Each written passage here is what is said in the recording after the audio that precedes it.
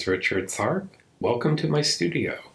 Today I'm continuing my How to Thread Your Serger series. We're going to be doing the 2-thread Flatlock Wide, and let's go over all the settings for it on our machine. So I'm going to open up the doors. Okay, there's the knife cover. And what we need to do first with any 2-thread stitch, this is a subsidiary looper. I'm going to pull it gently to the right. That releases it, and swing it over. And I'll just walk right over the hole on that upper looper arm. Okay? So what happens is this will trick the machine into thinking that the upper looper is threaded, but we're only going to use the lower looper thread. So what will happen with that, the lower looper thread will act as both the upper and the lower looper thread in this 2-thread setup. So we want to turn our stitch width to 7.5. We're going to walk down our cutting knife, so we're not going to trim any fabric.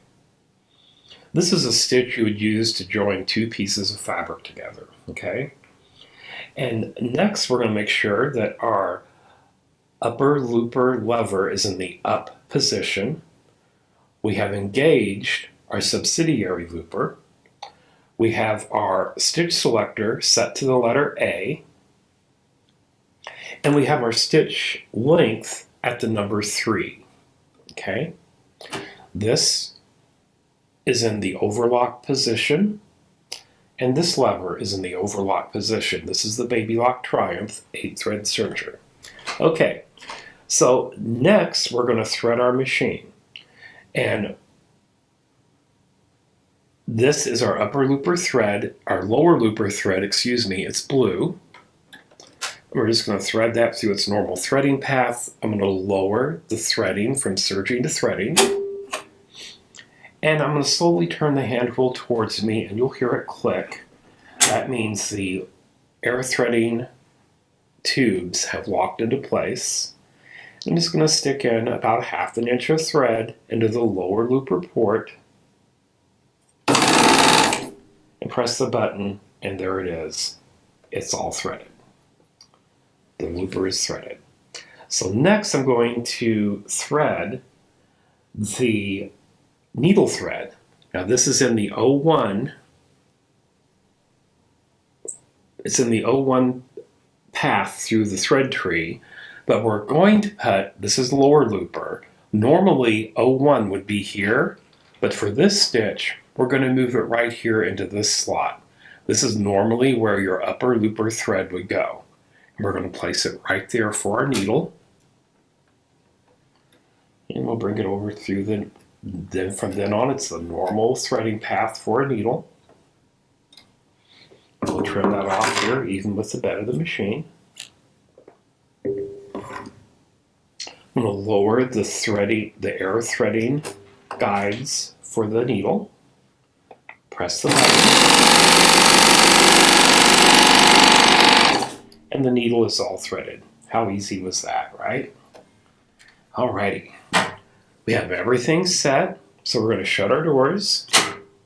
There's the knife cover door, and here we're going to turn our lever from threading to serging and close that door as well. Next we're going to get us a couple pieces of fabric, and I have the right sides of the fabric together, okay? So if the right sides are together, then I'll show you a different way. There's 2 ways to do this.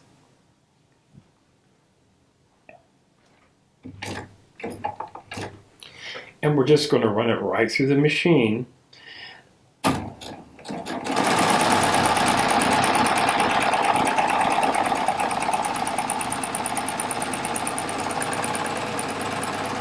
Super easy.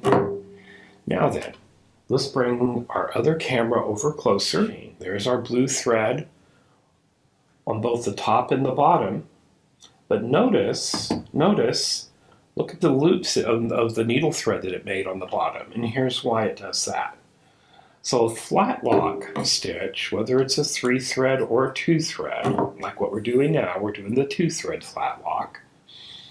When you open it up, here's the wrong side, and you gently pull it apart, look what happens. You get a ladder stitch. Isn't that pretty? When we put it back over here to this side, what it's done, it's flattened out the overlock side of the machine, the looper side. This is the looper side. Now, if you used a heavier decorative thread, you wouldn't really see the fabric underneath it, and it makes a beautiful decorative effect. However, there's another way to do it, and this is normally, what I'm about to show you now, is the way I personally use this stitch. I love this stitch. I love to embellish my quilts, and I actually like to piece a quilt on my serger. So I have 2 more pieces of fabric, but this time, let me raise that up just a bit. There we go. There we go. Now, this time though, I'm going to put the right sides together because I want that ladder stitch to appear on the top of my piecing. So right sides together, and we'll run it through.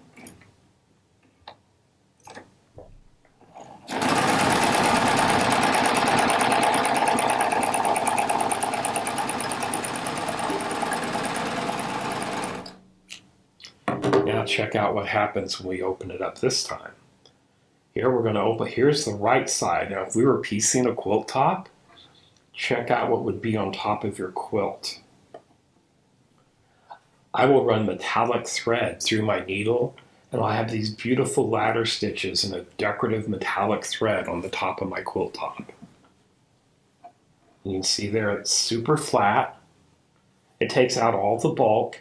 It's actually less bulk using a flat lock stitch than it is piecing on a sewing machine. To get it this flat on a sewing machine, you would have to press the seams open. Well, guess what? This gives the same effect, and it's just doubled over on the back. So the easy thing to remember is this. If you want the ladders to appear on the top of your fabric, you want right sides together to get this effect. If you want this effect with the looper threads on top, it is wrong sides together. So wrong sides together, right sides together. Easy peasy. And that's the 2-thread flat lock wide stitch. Thank you for watching. Please hit the like and subscribe button, and be sure to turn on the notifications so you'll be notified when I do post a new video or schedule a new live broadcast. Thank you for watching. Have a great day. Bye now.